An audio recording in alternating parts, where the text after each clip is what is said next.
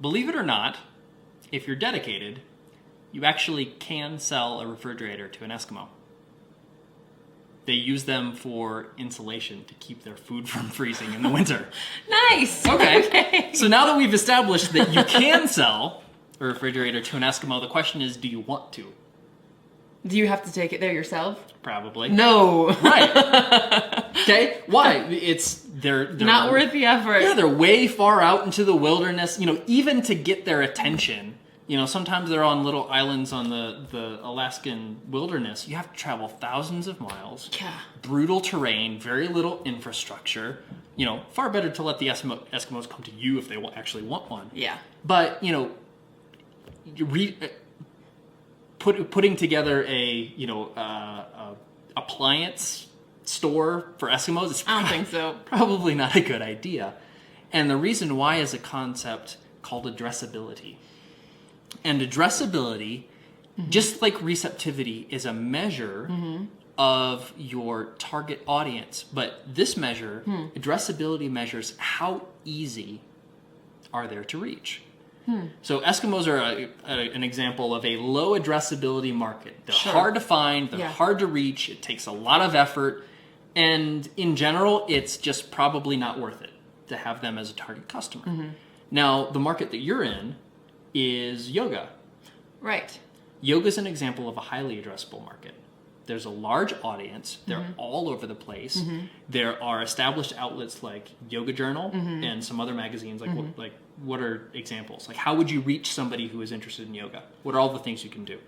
Well, I think Yoga Journal is definitely one. There are some other magazines. I think that, like we were just talking about, a point of market entry. I think a lot of people get into yoga when they get pregnant. So I may even think about doing something in like a pregnancy website. Right. And, people who are interested in yoga tend to intersect with other things, too. Usually like healthy eating, sometimes Buddhism, sometimes vegetarianism. I mean, not all the same, but you can usually find at least people who are receptive to the market thing. And that's what makes it highly addressable. So, there are Whole Foods, exactly, which, tends to have a lot of customers that are in that particular segment. Yep.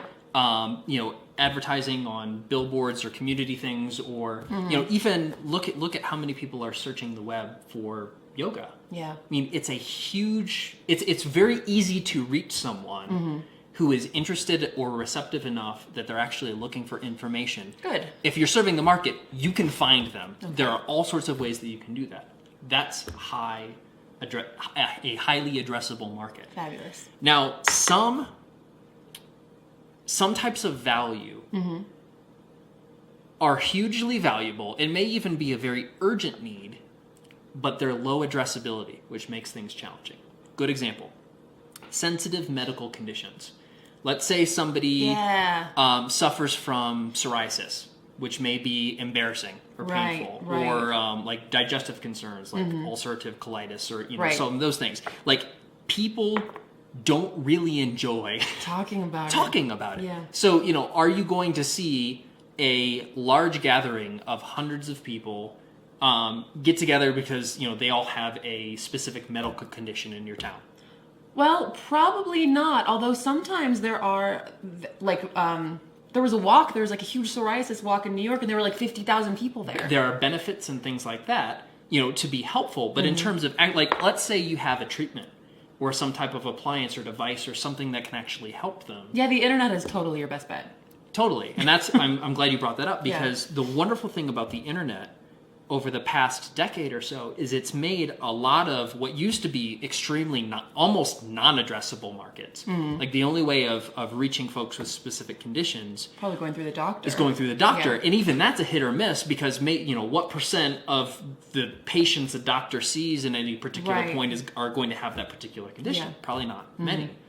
But the internet, it has made a lot of markets far more addressable because people who would not be willing to congregate or reach out or whatever in person are willing to do so online. And so there are message boards, there are ways now there are ways of getting the word out to what used to be lower addressability markets. Nice. Through the internet. This is good. So, addressability is a huge concern when you're marketing something because it's as important as receptivity. Okay? So receptivity assumes that they're actually getting the message in the first place. Right. Addressability is how difficult is it to get them the message. And if it's really, really difficult, as in the Eskimo example, it's probably going to be really expensive. Yeah. And it's probably not going to be worth it. Okay, so as you're thinking about markets to serve, it pays to pay attention to how addressable is this market? Can you reach them? Can they actually get information about you? And the easier it is for them to do that, and the internet has made this hugely easier, the more addressable the market, the more attractive it is. Okay. So pay attention to addressability and figure out, just like receptivity, like what are they paying attention to, where and when do they want to pay attention to it? Figure out how easy is it to actually provide information to them to pay attention to. Okay. And if you can find a highly addressable market, you make your marketing efforts that much easier because you can actually get people's attention and make them interested. Fabulous.